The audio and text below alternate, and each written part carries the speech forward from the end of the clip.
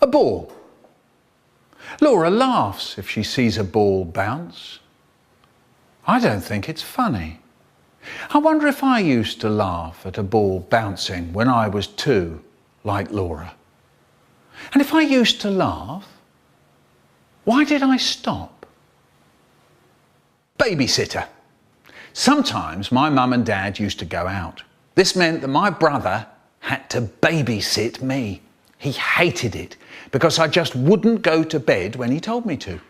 He was 4 years older than me. Well, actually, he still is. He'd shout, he'd rant and rave, "Will you go to bed?" But I never went until I heard the front door open with Mum and Dad coming back. And then I'd be upstairs into bed in a flash. Anyway, after a few months of this, my Mum and Dad tried something new. Just before they went out, they said, "Right, Mick, you go to bed before we go out and you stay there." Okay, I said, okay. Yeah, okay. And off I went to bed. I lay there waiting to hear the front door close. Slam! And straight away, I was out the bed, down the stairs, into my brother's room. There he is, sitting there, reading. First of all, he tries, "I'm not taking any notice of Michael." He goes on reading. I think, I'll make him notice. I put my face behind the book with my eye peeping round the edge of the book. Every time he gets to the end of a line, his eye looks into my eye. He tries to pretend I'm not there. It's no good. He can't. My eye is peeping away like mad round the edge of the book. He starts to laugh. Look, yeah, look, he says, "Look, this isn't fair. You promised you'd stay in bed. I'll tell him, I will." So now I go and stand by the door and I fiddle. I make little rattly noises with the handle and the key. Fiddle diddle, riddle diddle. He tries to pretend I'm not there. It's no good. He can't. I'm rattling away like mad with the handle and the key. He starts to laugh. "All right," he says, "look, right, that's it." He sounds like he's going to really do for me. So now he tries, "I'm going to be so boring, Michael will get so fed up, he'll go back to bed." He starts up a chant. "Go to bed, go to bed, go to bed, go to bed, go to bed, go to bed, go to bed." He doesn't stop. "Go to bed, go to bed, go to bed, go to bed." He goes on for ages. "Go to bed, go to bed, go to bed." I try to talk to him. "Hey, what do you want for your birthday, Brian?" "Go to bed, go to bed, go to bed." "Do you want a sweet?" "Go to bed, go to bed, go to bed." "Hey, you got a pimple on the end of your nose, you know." "Go to bed, go to bed, go to bed." And I'm still fiddling with the door. I lock it. I unlock it. I lock it. I try to unlock it. "Go to bed, go to bed, go." Brian, I can't unlock the door." "Go to bed, go to bed." "Brian, the key's stuck." He stops. Suddenly he looks pleased and he settles down with his book and waits. Meanwhile, I've got big bother. They're going to come back and find me here, and I've got out of bed and I've come in his room and I've locked the door and it's really late and it's all my fault. I try and I get that key to work. Fiddle, riddle, diddle, diddle, fiddle, riddle, diddle, diddle. For 3 hours I'm at it, and all the time my brother is not taking any notice of Michael. The front door opens. "Hello," my mum calls out. She gets to my brother's door. "Did Michael stay in bed all right?" She's trying to turn the handle. "Let us in, Brian," says my dad cheerily. No answer from us inside. My brother is waiting for me to say something. I'm hoping he'll say something. We're looking at each other. "Come on, Brian," says my dad, getting a bit cross. Oh no, the moment I dread when Dad goes from being cheery to absolutely furious. In a weedy little voice I say, "I locked the door."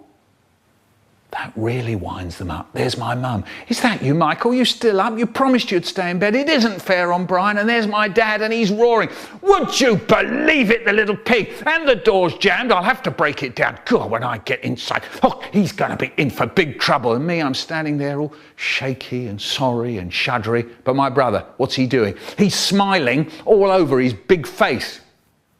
Yeah, he took the key out, passed it under the door, and they opened it, and I dashed out off to bed faster than an electronic rabbit. Box.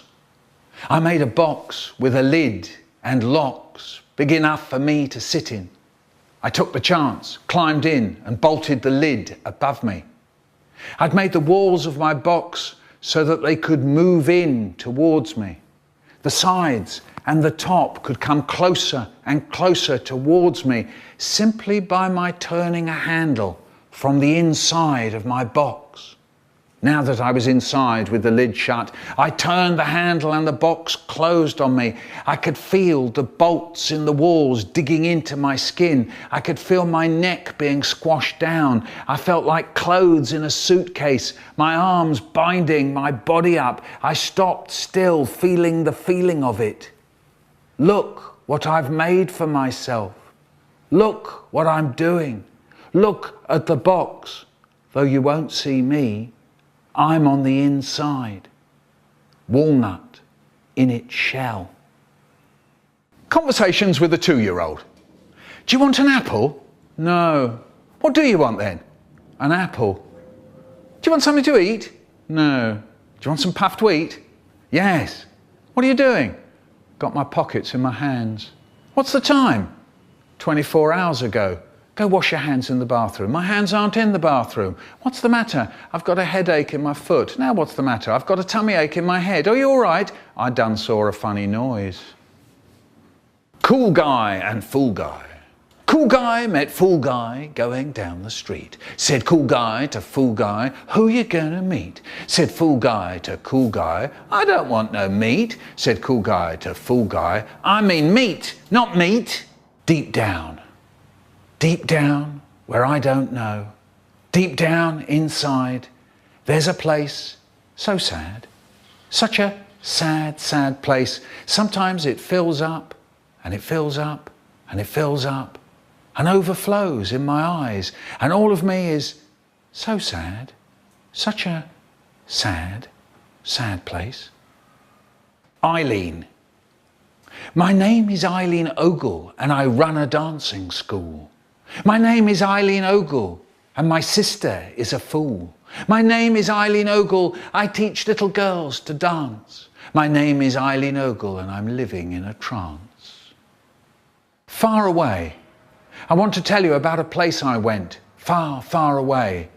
I sat on the grass with someone there. I sat on the grass with someone who loved me. I've never seen her again. And I don't think I'll ever see that place I went, far, far away. Fast food. A hamburger sat in a hamburger bar waiting to be fried. No one's going to put me, it said, into anyone's inside.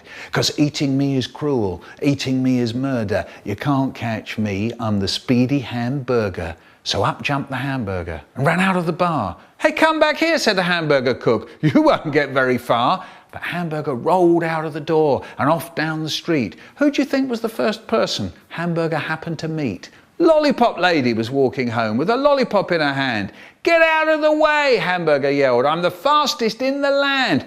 Catch that hamburger, the cook yelled out. So Lollipop lady turned and gave Hamburger a shout. Hey, little Hamburger, you can't run away. But as Hamburger rushed past, he just had time to say, eating me is cruel. Eating me is murder. You can't catch me, I'm the speedy hamburger. Hamburger cook, lollipop lady, ran off down the street. And who do you think was the next person Hamburger happened to meet? Lemonade boy with lemonade bottles was loading up the van when Hamburger rushed past shouting, I'm the fastest in the land. Catch that hamburger, said Hamburger cook. It's trying to run away. We're going to catch the little... Lollipop lady began to say. I'll catch it, said Lemonade boy. I'm really fast. But just then he heard Hamburger shout as it went hurtling past. Eating me is cruel, eating me is murder. You can't catch me, I'm the speedy hamburger. So Hamburger cook and Lollipop lady, followed by Lemonade boy, ran off up the street shouting, Hamburger, ahoy! And Hamburger rolled and Hamburger ran and Hamburger couldn't be caught. And Hamburger rolled and Hamburger ran right into an airport. Stop right there, said security guard. Where do you think you're trying to go? I'm just a little hamburger, it said, and I don't know where to go. For a moment it stood in front of the guard and it darted past. You won't catch me, it shouted. You can't run very fast. Eating me is cruel. Eating me is murder, you can't catch me, I'm the speedy hamburger. Hamburger rolled through the terminal and out onto the runway. It ran up to a plane to Jamaica that was waiting to get away. The aeroplane took off and flew into the air, and all the people heard something as they were standing there. Eating me is cruel, eating me is murder, you can't catch me, I'm the speedy hamburger. Fridge. Once I went to the fridge, saw our jug in there and I thought, what's in it? A syrup. What syrup? Smell it. Smells nice. Finger in, lick it. Tastes nice. Lift the jug and drink a bit.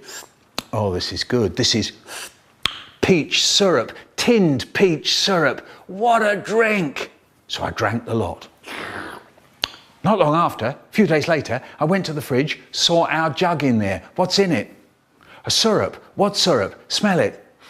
Oh yes, this is peach syrup again. Lift the jug and drink some more, and drink some more. Drink the lot. Not long after, a few days later, I went to the fridge, saw our jug in there. What's in it? A syrup. Yes, here we go again. Lift the jug and fill my mouth with that thick, sweet juice.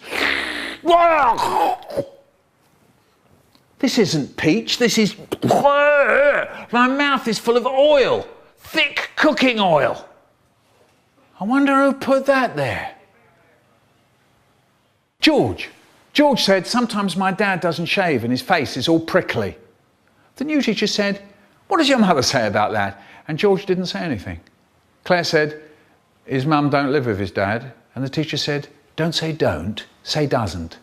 And Claire said, I live with my auntie. Goldfish. On Monday, my dad woke me up. Wake up, he shouts, your goldfish is dead. I rushed over to the tank. It wasn't dead. It was just one of his tricks.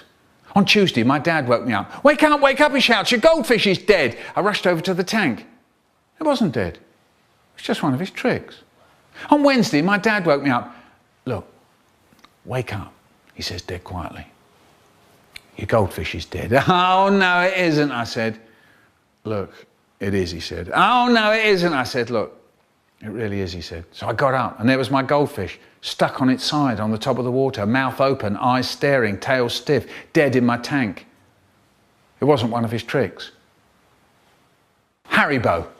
Once my friend Harrybo came to school crying. We said, what's the matter? What's the matter? And he said his granddad had died. So he didn't know what to say.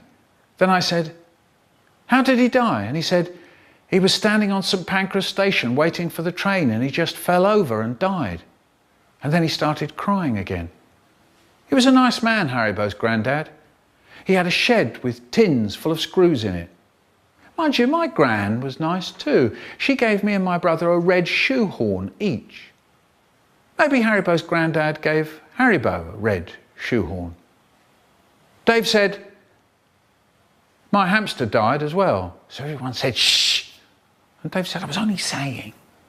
And I said, my gran gave me a red shoehorn.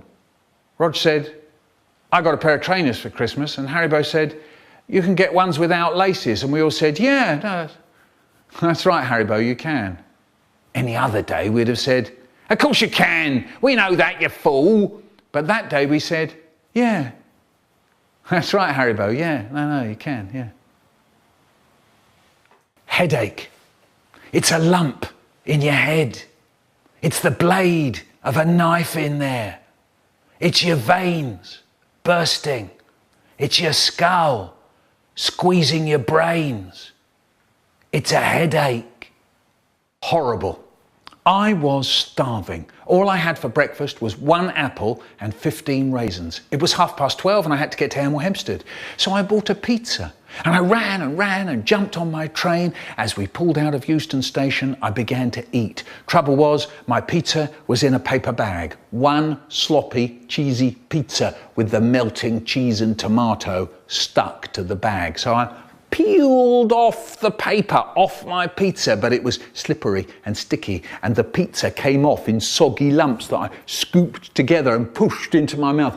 And, blob by blob. But then there were dollops of pizza hiding in the corner of the bag. So I was holding the bag up to my face, tipping it into my mouth. I was drinking pizza and my fingers were running with dribbles of tomato and slops of spicy cheese all over my knuckles. So there I was, licking at my skin, but my fingers were trailing all over my chin. So off went my tongue round my face, hunting for drips of pizza. But a bit of paper bag had got into my mouth, so I was in there trying to get it out with the finger I was licking. It was diving into the slobber in my mouth, and I was snuffling with my nose like I was breathing in pizza.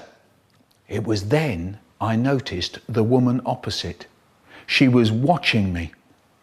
She looked like she had never seen anything quite so horrible in all her life. Hot air. I like it when you go to those places where they have those hot air things to dry your hands. You press the silver button, the machine starts roaring, and hot air rushes out of a silver spout. You hold your hands under it, and the water just dries off your hand. Some of them, you can turn the spout and make it blow your hair about. If you turn the spout round, when your friends come in, they go to dry their hands and the hot air goes whoosh into their face. Whoosh! Warms your nose up, that does. Hot food. We sit down to eat and the potato's a bit hot. So I only put a little bit on my fork and I blow till it's cool, just cool, then into the mouth. Nice. And there's my brother, he's doing the same. Till it's cool, just cool, into the mouth. Nice. There's my mum, she's doing the same. Till it's cool, just cool, into the mouth. Nice.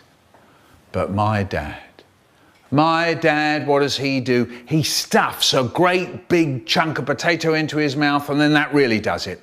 His eyes pop out. He flaps his hands. He blows, he puffs, he yells, he bobs his head up and down. He spits a potato all over his plate, and he turns to us and he goes, "Watch out, everybody, the potato's really hot."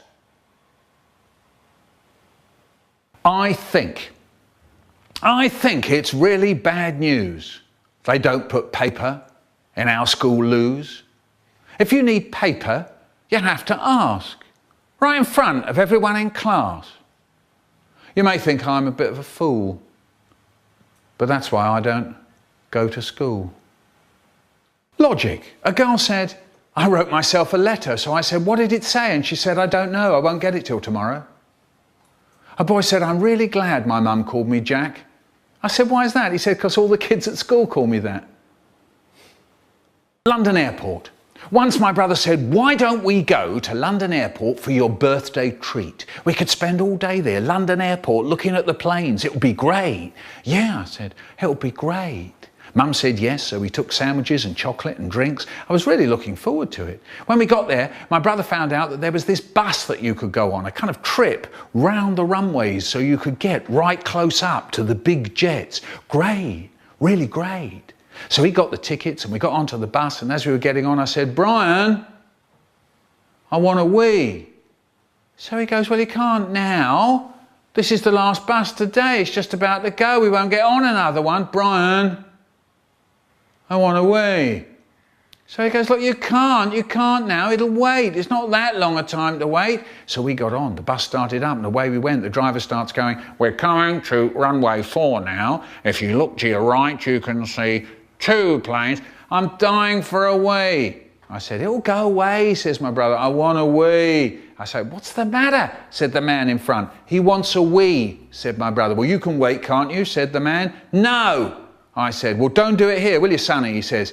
"Can we stop the bus?" I said. "Don't be daft," says my brother. "We're on the end of runway 4.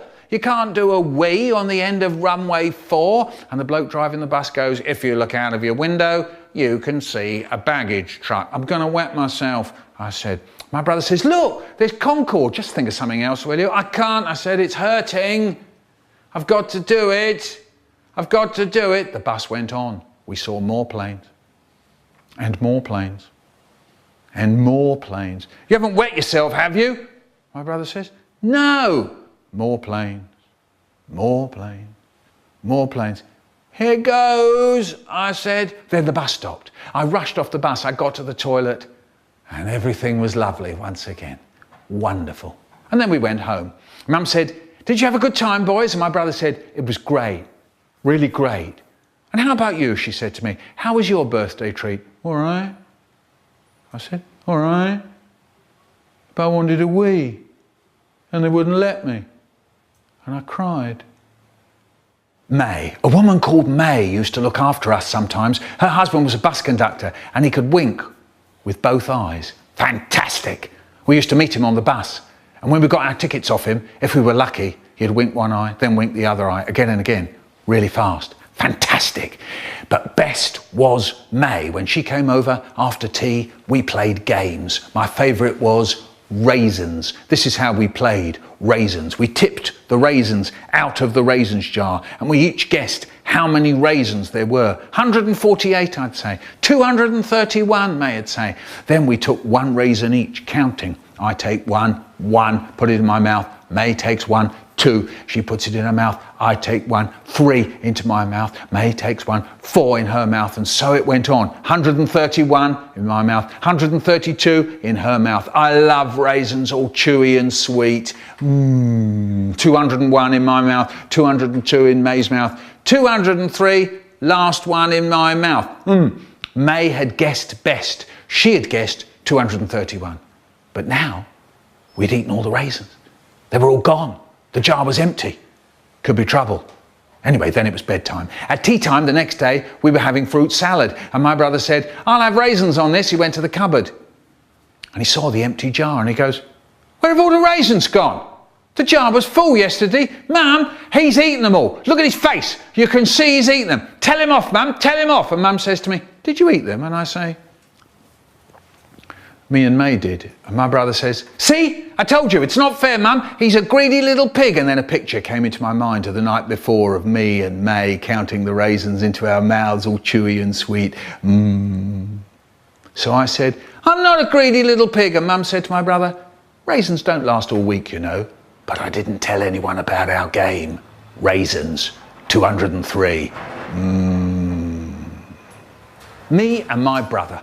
Me and my brother, we sit up in bed doing my dad's sayings. I go to bed first and I'm just dozing off and I hear a funny voice going, never let me see you doing that again. And it's my brother poking his finger out just like my dad going, never let me see you doing that again. And so I join in and we're both going, never let me see you doing that again. So what happens next time I get into trouble? And my dad is telling me off and he's going, never let me see you doing that again. So I'm looking up at my dad and I'm going, sorry, Dad, yeah, sorry. And I suddenly catch sight of my brother's big face poking out from behind my dad. And while my dad is poking me with his finger in time with the words, never let me see you doing that again, just where I can see him. And my brother is saying the words as well with his mouth without making a sound. So I start laughing. And so my dad says, and it's no laughing matter. Of course, my brother knows that one as well, and he's going with his mouth, and it's no laughing matter. But my dad's not stupid. He knows something's going on, so he looks round. And there's my brother with his finger poking out just like my dad, and I'm standing there laughing, oh no! And that's when we get into really big trouble. Okay, we got then. My dad says after the war was over, everyone came home to sort things out. There weren't going to be any more wars. There weren't going to be any more poor people. There weren't going to be any more bad houses. There weren't going to be any more people out of work. That was 40 years ago. Now they're trying to invent spaceships that drop bombs. My dad calls me. When I tell fibs, my dad calls me Louie Lou Liar. When I come in from playing with my clothes a bit mucked up, he calls me Dopey Dog Dirt. When we were in this cafe on holiday and I laughed and coughed orange juice all over the floor, my dad called me Gary Gobhound. When I watch telly all Saturday morning and I get a bit dozy, my dad calls me Wally Telly brains. When my nose is a bit runny and I can't find my hanky, my dad calls me King of the Bogies. I call him Nag Bag. My mum. My mum said to me and my brother, don't crumble your bread or roll in the soup. I said, I don't want to roll in my soup. Then she said, eat up, Michael. And my brother said, I don't want to eat up, Michael. No one in. Sometimes you come home and there's no one in. There are no lights on, no food ready, no telly, no one laughing, no jokes, just you on your own. That's when my brain starts doing things, you know, murderers and mad dog stuff. I'll tell you what I do. When I open the door, I shove it really hard and fast and it bangs against the wall really loud. So if he's hiding behind the door, he'll get it right on the nose. I never have got him. I'll tell you what did happen. The door handle made a great big hole in the wall. Presents. I gave my mum and dad all kinds of Christmas presents. I used to go round the shops for hours looking at razors, key rings, clothes brushes, bath salts, chocolate gingers. Once I thought I'd made a breakthrough. I was at Salmon's the Ironmonger's and there they were. 2 jug things. They were both made of glass, except for the tops. One was a milk jug and it had a bright green plastic top and there was a little lever on it, and when you pulled the lever, a little door slid open and you poured your milk out through the little door. The other jug was for sugar. This one had a bright green plastic top as well, but this one was a kind of funnel so you could pour the sugar out. But it wasn't any kind of funnel. It was special. It had a little gadget inside the funnel, so you only poured out 1 teaspoonful at a time. Magic. So I bought these wonderful things and I gave them to my mum and dad for Christmas. They said they were very nice. They were very pleased. And for a week or so after Christmas, they were always on the table. If anyone wanted any milk or sugar, I'd say, can I do it for you? Do you want milk in your tea? Let me do it. And I rushed to pick up the jug, pulled back the lever, and the milk poured out of the trap door. Sugar? And I picked up the sugar jug, tipped it up to pour out the magic 1 teaspoonful. Another spoonful, anyone? Shh. And I poured out the second one. Anyone else? I became the milk and sugar king. I had to be the milk and sugar driver. All week I was pouring for everyone. Breakfast, dinner, tea. After a week or two, I noticed that the milk bottle was getting back onto the table. No jug. I noticed the sugar bowl and the boring old spoon were getting back onto the table. No sugar jug. You see, someone had to fill those 2 jugs. So I said, I'll do it. I'll get the new jug. Hey, yeah, I'll get the sugar thing if you want. Okay, yeah. So I poured the milk and the sugar into the jugs and put them onto the table. The only trouble was they'd got their milk and sugar by then. They didn't need me to drive their milk and sugar for them. My reign as the milk and sugar king was over. I was beaten by the bottle and the bowl. My bright green plastic topped jugs went up on top of the kitchen cupboard with the jam jars without lids. We left them there when we moved from that house. They're probably still there. Presents. It was Christmas Eve. I knew Father Christmas was Mum and Dad. I knew he didn't come down the chimney and instead they came through the door. I knew it didn't all come out of a sack, but instead they left a heap of stuff at the end of the bed. I knew it. What I didn't know was what was going to be in the heap. But I went to sleep. So then I woke up. Nothing. So I went to sleep. So then I woke up. Nothing. Oh, was that piece of paper there before? Must have been. So I went to sleep. So then I woke up. Nothing. And it's morning. Has Father Christmas forgotten me? I mean, Mum and Dad, get up, feeling bad, feeling worse than bad, terrible, nearly crying. That piece of paper, what is it? It's a picture of a bike. And underneath it, it says, downstairs. So it's rush, rush downstairs, front room. And there it was, propped up against a chair in front of the telly, big and shining. The bike, of course. Ha! Father Christmas couldn't stuff a bike down the chimney, could he? Puzzle 1. She said I said he lied, but I said she said he lied. When you said she said I said he lied, he said he didn't lie. Puzzle 2. He was so tempted, he couldn't help himself, so he helped himself.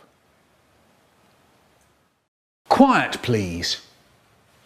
No need to shout, no need to yell, no need to have a riot. Shut your eyes, take a deep breath. Oh, you've gone all quiet. Schram and Scheddle.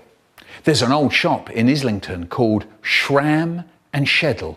Today it's a shop that sells preposterous presents. I imagine that a long time ago it was a tailor's shop.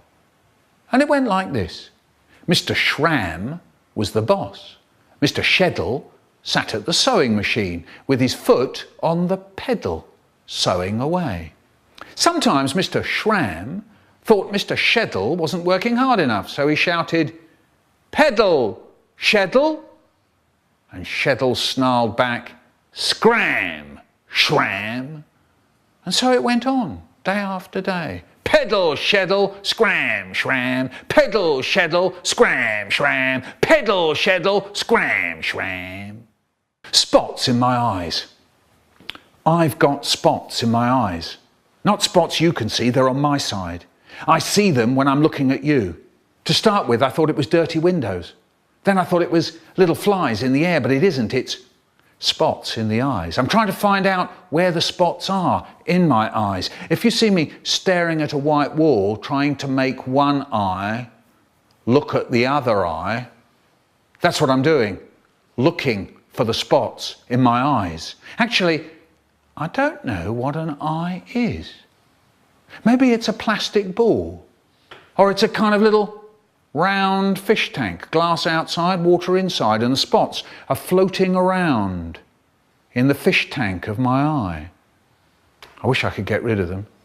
When people look up at the sky and say, "Look at that, not a cloud in sight," I look up too. And there's all that blue sky, and there, floating across that blue, are the spots. Strict. We had a teacher who was so strict you weren't allowed to breathe in her lessons. She used to stand out the front going, "No breathing!" And you had the whole morning to get through. The weak ones just used to keel over and die. You'd hear them going down behind you. Kaboom, kaboom, kaboom. And there was always a whiny kid going, "Meh, can I go out and do some breathing?" And she'd say, "No, you've got all playtime to do it in." "Oh, go on, miss, oh, go on." Do you know, at the beginning of the week, there were 48 kids in my class. At the end of the week, there were only 5 of them left. Yeah, do you know, at the end of the day, you'd be stepping over kids just to get out the room. "Oh, no, there's Melanie. That's a shame, she was really nice." "There's Dave." "Hard luck, Dave. Always knew you were a bit weak." Do you know, people say to me, "If that's true, how come you're here to tell the tale?" Fair enough, and I'll tell you. It's because when I was at school, we used to sit at desks. We didn't sit round tables like you do now. We used to sit at desks with lids. And some of us figured out what you had to do was snatch a quick breath under the desk lid when she wasn't looking. So once more, from the beginning. No breathing. The weak ones. Kaboom, kaboom, kaboom. The whiny ones. "Miss, can I go out and do some breathing?" "No, you've got all playtime to do it in." "Oh, go on, miss, oh, go on." Us lot. Boom. Ah! That was the mistake, slamming the desk lid down. If you made a noise with the desk lid, it was out. School prison. There was a school prison underneath the school hall where they used to string you up from the wall bars. "Miss, I've been up here for 3 weeks. And there's rats. And they're nibbling my toenails." So I figured it out. What you had to do was put your thumb round the edge of the desk lid. So when it went down, it didn't make any noise at all. Once more, from the beginning. No breathing. The weak ones, kaboom, kaboom, kaboom. The whiny ones, miss, can I go out and do some breathing? No, you've got all playtime to do it. And oh, go on, miss, oh, go on. These other kids, boom, out, school, prison. Miss, I've been up here for 3 weeks and there's rats and they're nibbling my toenails, miss. Me, thumb round the edge of the desk.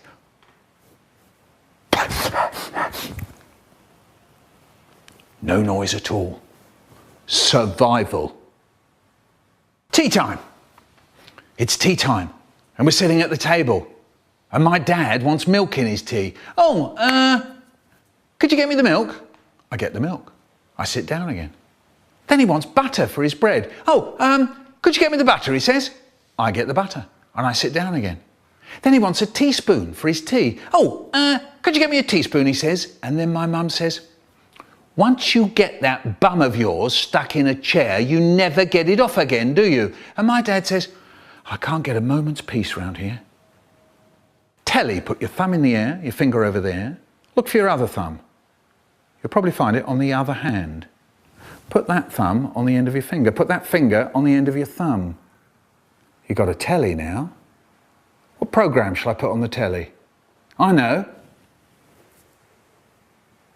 That programme's called What's This Ear? Put your cheek on the telly. That programme's called Don't Be Cheeky. Put your nose on the telly. That'll make a good programme. And that programme's called The 6 o'clock Nose. The bump. I'm in the middle of a wrestle with my brother and I find my face right up close to his ear and I see the bump.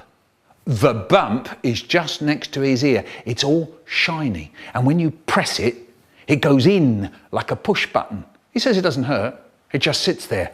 The bump. Mum says that when he was born it wasn't a bump, it was a shtickle.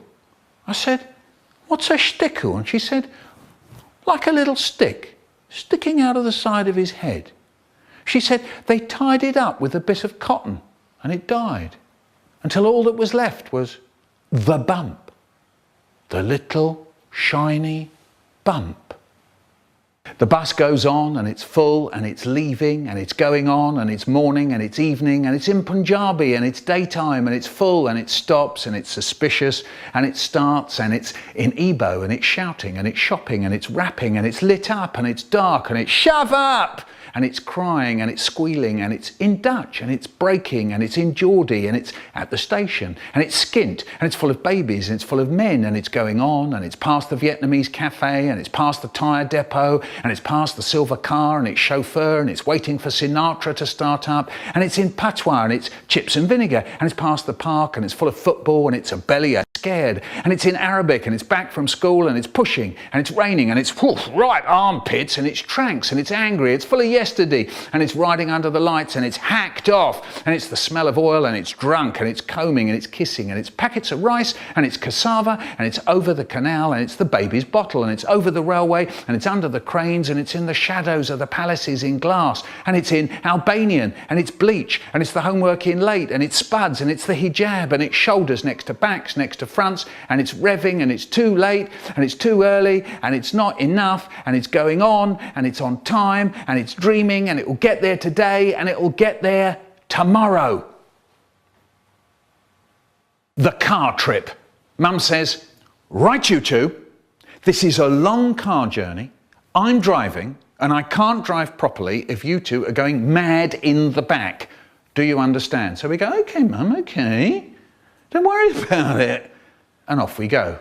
And then we start the moaning. Can I have a drink? I want some crisps. Can I open my window? He's got my book. Get off me! That's my ear! And Mum tries to be exciting. Look out the window. There's a lamppost. And then we go on, can I have a sweet? He's sitting on me. Are we nearly there? Don't scratch. You never tell him off. Now he's biting his nails. I want a drink. I want a drink. And Mum tries to be exciting again. Look out the window. There's a tree. And then we go on. My hands are sticky. He's playing with the door handle now. feel a bit sick, actually. Your nose is all runny. Don't pull my hair. He's punching me, Mum. That's really dangerous, you know. Mum, he's spitting. And Mum says, right, I'm stopping the car. I am stopping the car. She stops the car. Now, if you two don't stop it, I'm going to put you out the car and leave you by the side of the road. He started it. I didn't. He started it. I don't care who started it. I can't drive properly if you two go mad in the back. Do you understand? And we go, OK, Mum, OK. Don't worry about it. Can I have a drink? The Hollywood. We went to this cafe and I had loads to eat. I had cod and chips. The cod was huge and there were hundreds of chips, hundreds and hundreds of them. And I ate the lot. Then Mum said, anyone want any afters? And we looked to see what there was. There was apple pie. Don't like that. There was jam roly-poly. Don't like that. And there was ice cream. I like that. There was chocolate, strawberry and vanilla. I was just about to say, I'll have a strawberry ice cream when I saw something else. It said, the Hollywood. And it was vanilla ice cream, peaches, cream, chocolate sauce, cherries, trifle, jelly and strawberry ice cream. So I said, I'll have a Hollywood. Dad said, he won't eat it. They're huge. But Mum said, no, if he wants it, he can have it. Dad said, waste of money. He won't eat it. Mum said, a Hollywood, please. And we waited. Then, suddenly, it appeared on its own, right in the middle of a tray, with a little paper umbrella stuck in the top. Everyone in the cafe looked round. What's that? Oh, yeah, that's the Hollywood. Oh, yeah, that's the Hollywood, all right. And the woman put it down in front of me.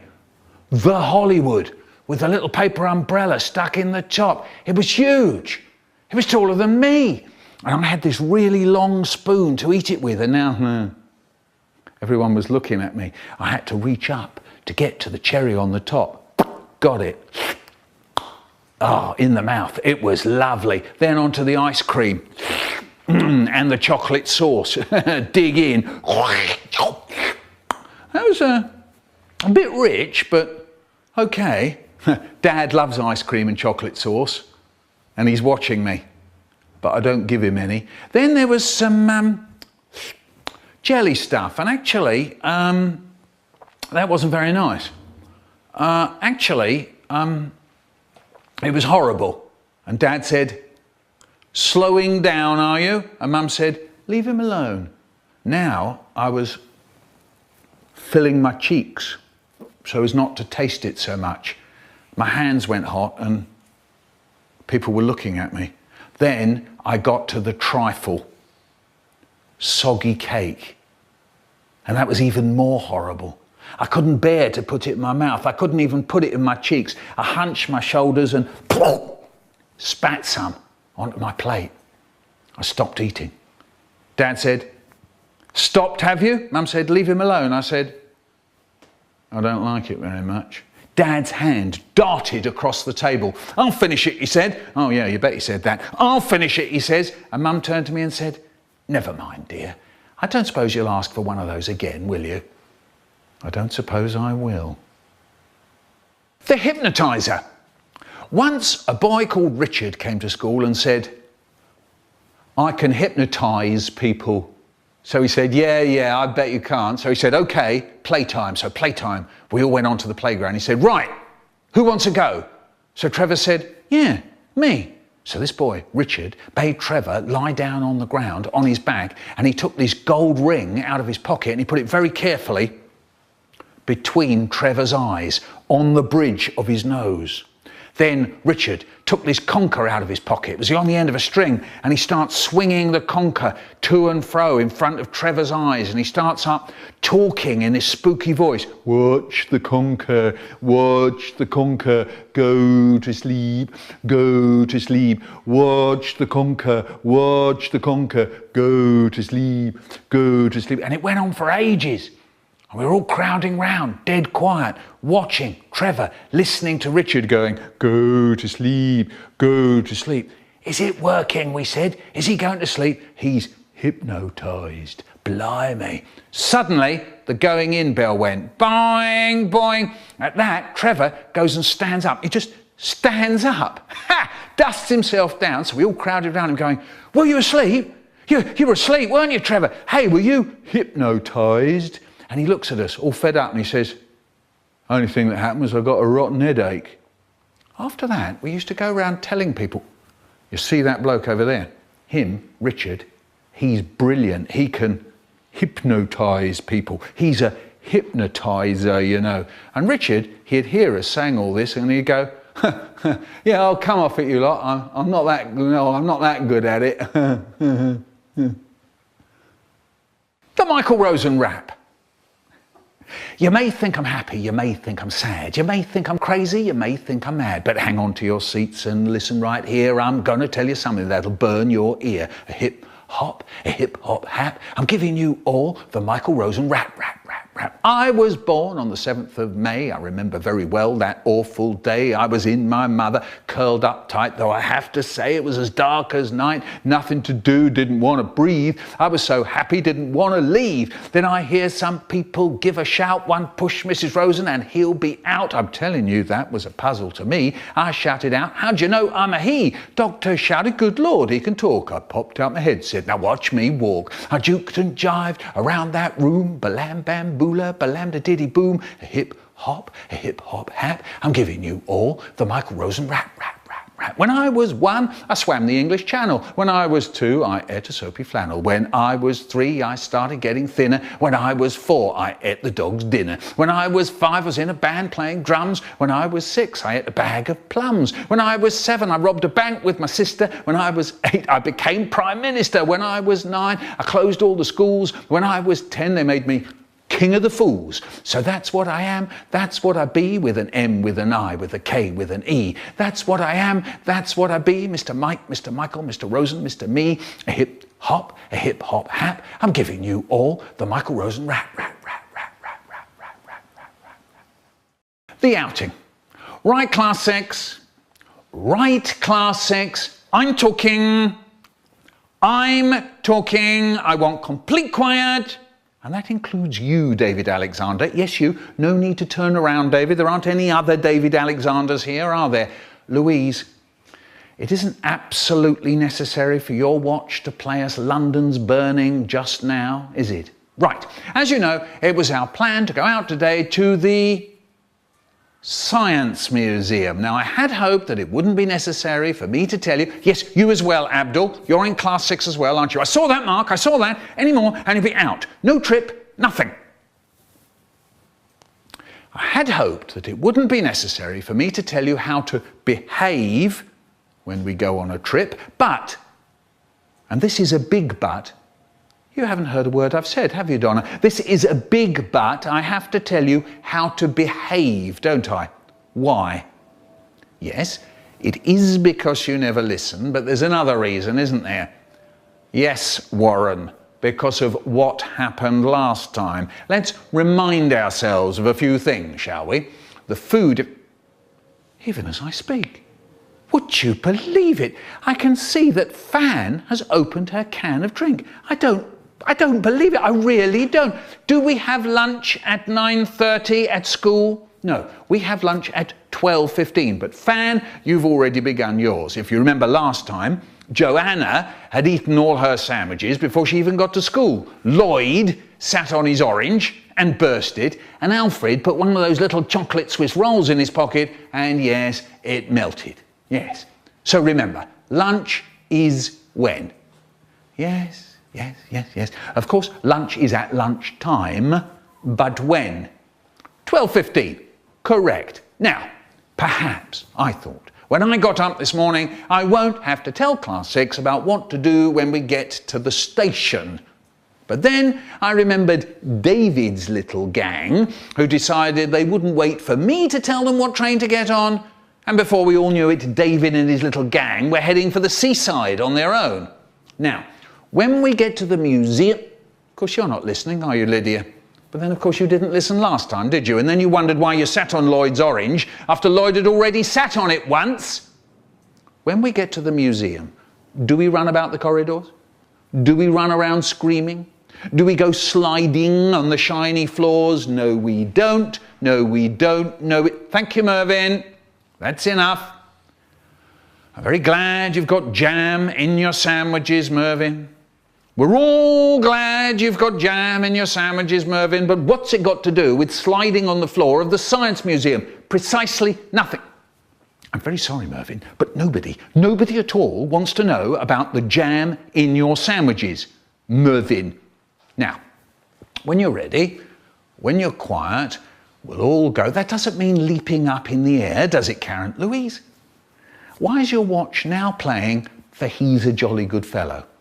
Yes, I know it could be She's a Jolly Good Fellow, Zoe, but that isn't what we're talking about now, is it? Mervyn, if I hear about your sandwiches, your jam, or the jam in your sandwiches, if I hear about any of it once more, I shall give them to the ducks. Yes, John, what do you want? I don't know what ducks, John. Any ducks. Right, when there's complete quiet,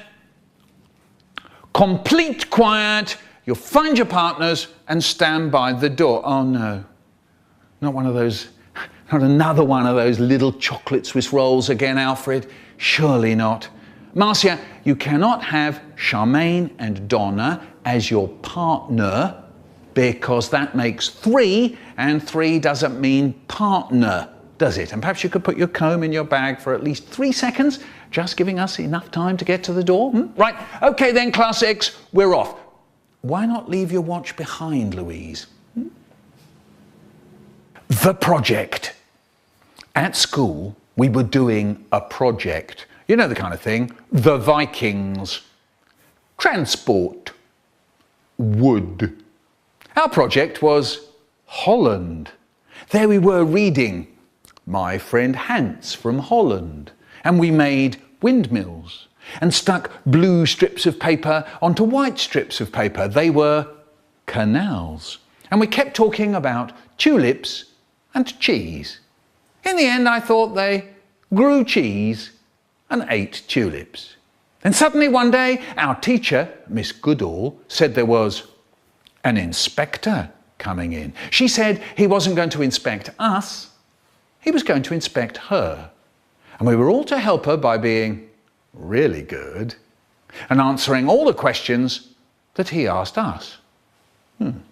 Later that day he came in, he had a moustache, we behaved, Miss Goodall behaved, there we all were, sitting in our rows behind our desks, breathing very, very quietly. And he looked at our windmills. And then our canals. And he said, what do they eat in Holland? And I didn't put my hand up in case I said tulips. But Sheila MacLaine said cheese. And he said, what do they grow in Holland? And I didn't put my hand up for that one either. But Margot Vane said tulips. And he asked some more questions and we were doing really well. Miss Goodall was trying very hard not to look proud.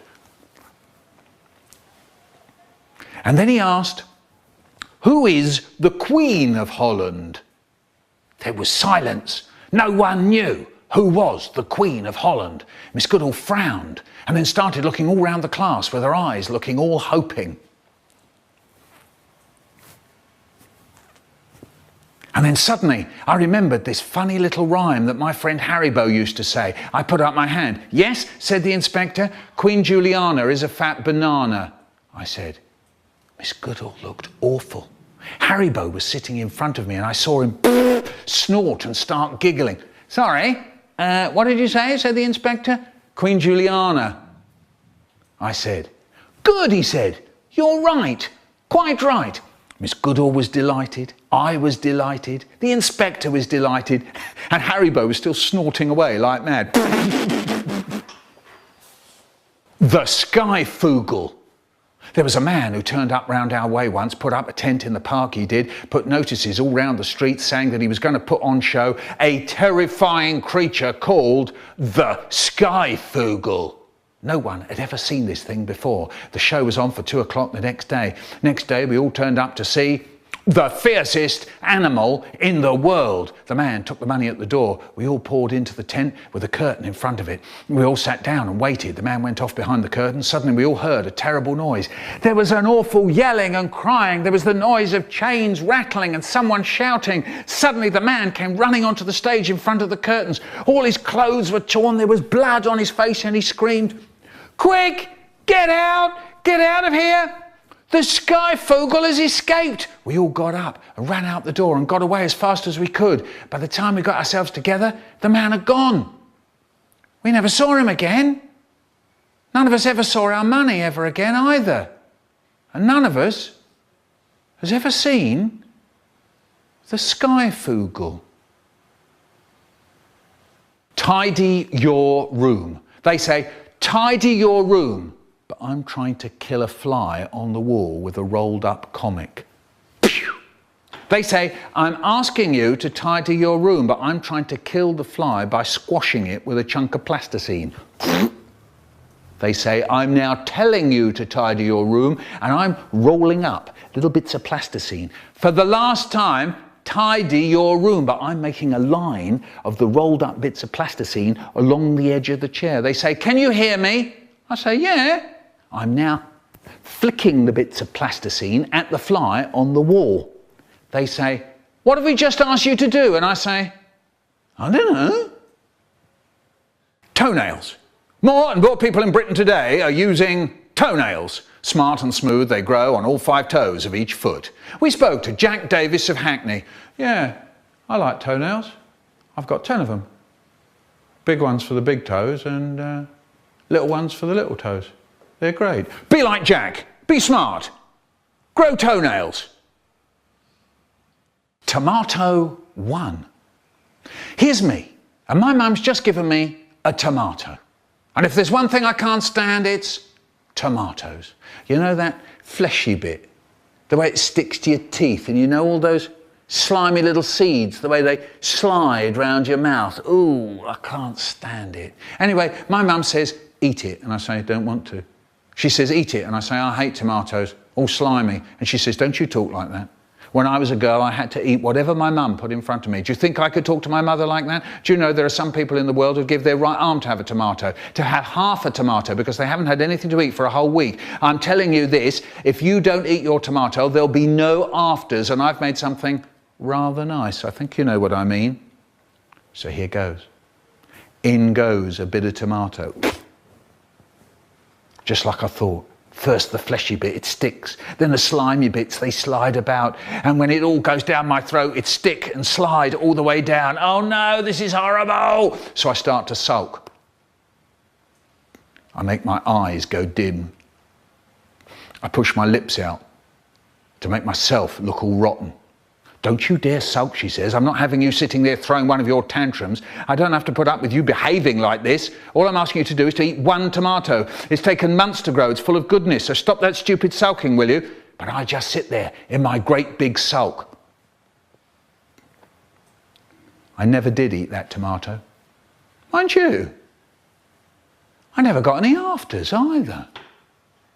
Tomato 2, or how I learnt to love tomatoes.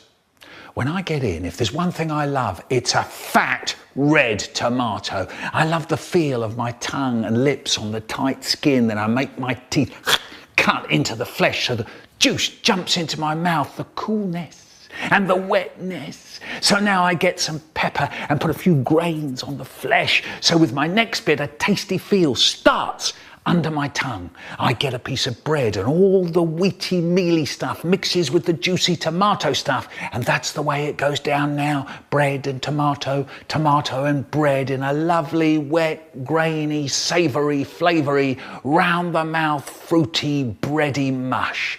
Ah. I was on a train to Hull and this bloke turned to me and said, come on, kill me. And I said, I'm sorry, I don't think I can. And he said, come on, kill me. And I said, I'm not in the mood. And he said, right, you come to kill me and I go for me knife stuck down my sock. So you see me bend and you come for me, but I flip you over my shoulder and stab you. Come on, kill me. And I said, not now. People are watching. And he said, trained I am. commando. Been sitting in the desert in Australia for 3 bloody years. And then on the coast, got so bored I used to take pot shots at passing ships. Trained I am. I could kill you in 5 seconds with me bare hands. You come for me, I'm up there with the back of my hand, then in there, and you're just a slab of meat. And I said, And he said, what are you? Some kind of hippie? And I said, sort of. And he said, I'm free now. Free at last, free at last, free at bloody last. 3 bloody years, he said. And started crying. Useless information. I read in a book that giraffes have no voices. The Red Sea is blue. Gorillas can't swim. Black treacle is brown. Elephants can't jump. And nothing rhymes with orange. Does it? Gay.